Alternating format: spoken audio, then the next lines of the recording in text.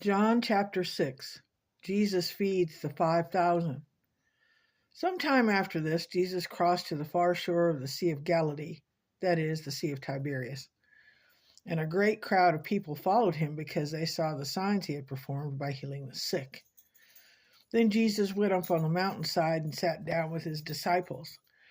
The Jewish Passover festival was near. When Jesus looked up and saw a great crowd coming towards him, he said to Philip, "Where shall we buy bread for these people to eat?" He asked this only to test him, for he already had in mind what he was going to do. And Philip answered him, "It would take more than a half a year's wages to buy enough bread for each one to have a bite." Another of his disciples, Andrew, Simon Peter's brother, spoke up, "Here is a boy with 5 small barley loaves and 2 small fish, but how far will they go amongst so many?" And Jesus said, "Have the people sit down. There is plenty of grass in that place." And they sat down. About 5,000 men were there. Jesus then took the loaves, gave thanks, and distributed it to those who were seated as much as they wanted. He did the same with the fish. When they had all had enough to eat, he said to his disciples, "Gather the pieces that are left over. Let nothing be wasted." So they gathered them and filled 12 baskets with the pieces of the 5 barley loaves left over by those who had eaten. After the people saw the sign Jesus performed, they began to say, "Surely this is the prophet who is to come into the world." Jesus, knowing that they intended to come and make him king by force, withdrew again to the mountain by himself. Jesus walks on water. When the evening came, his disciples went down to the lake. Excuse me just a minute.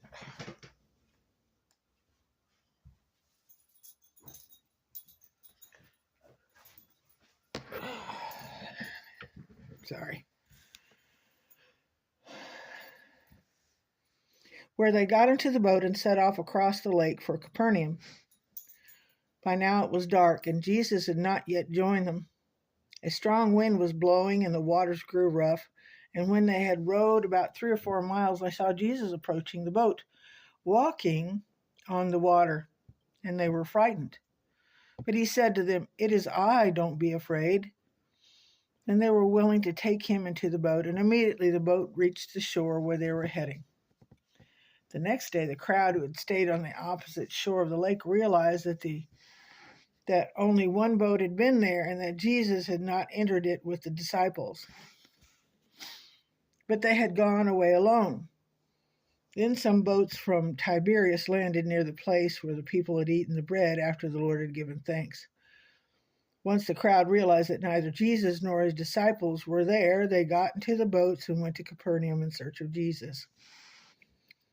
Jesus, the bread of life.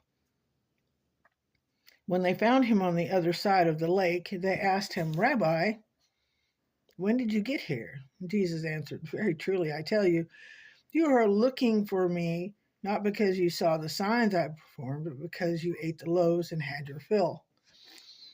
Do not work for food that spoils, but for food that endures to eternal life, which the Son of Man will give you.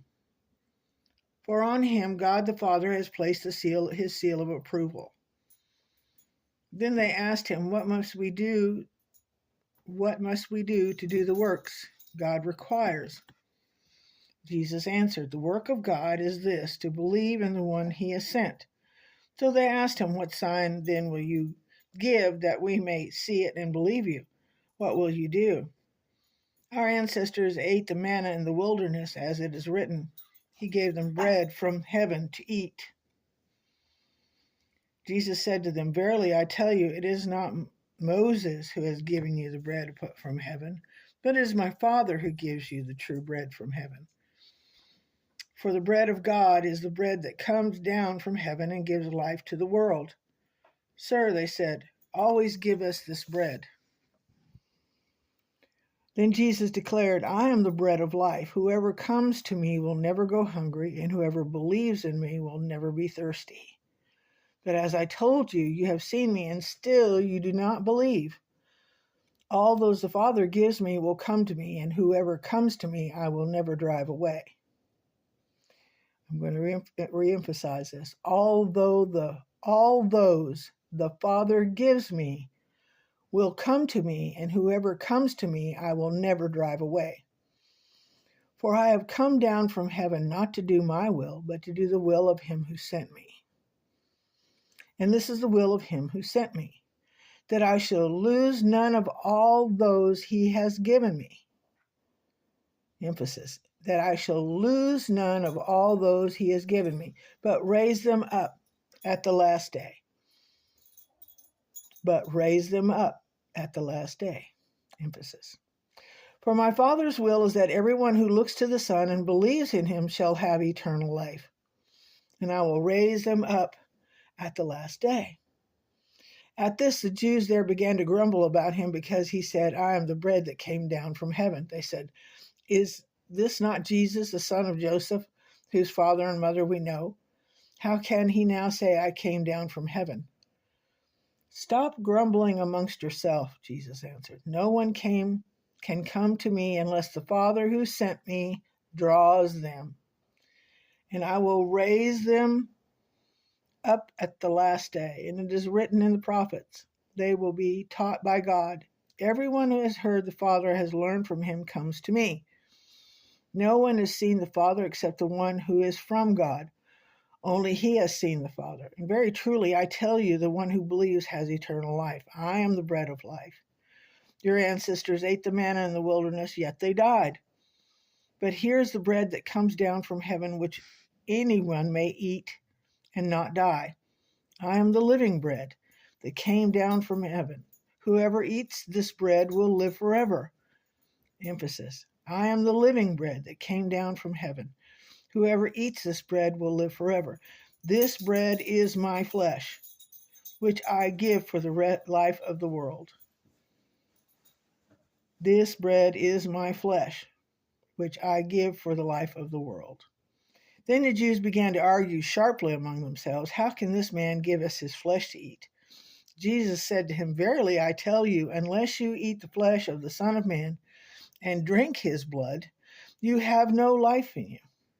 Whoever eats my flesh and drinks my blood has eternal life, and I will raise them up at the last day.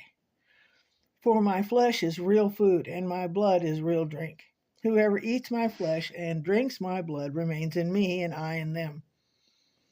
Just as the living Father sent me, and I live because of the Father, so the one who feeds on me will live because of me. This is the bread that comes down from heaven.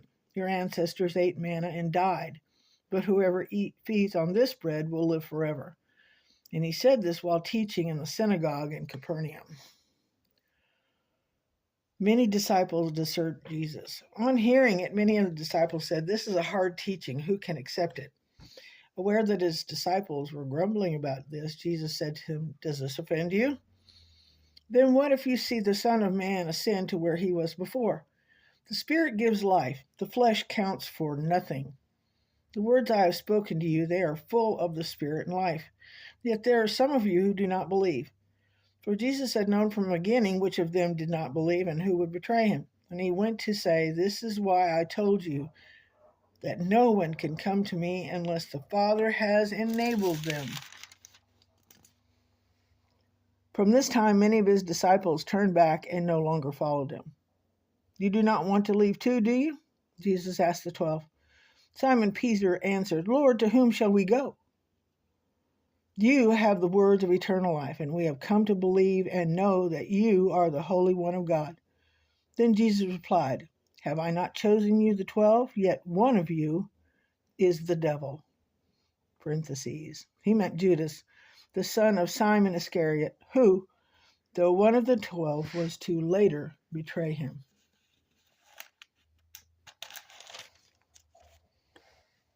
Did Jesus mean one must literally eat his flesh and drink his blood? No. Jesus was not recruiting a cult of cannibals, though Christians were later charged of such atrocities.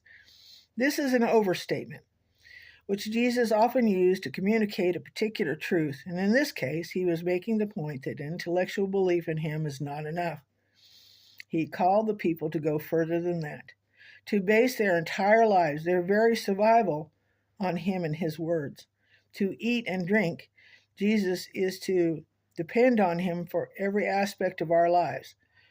Though the verses may allude to the Christian sacrament of communion, Jesus did not introduce the Lord's Supper and its symbolism until the night before He was crucified.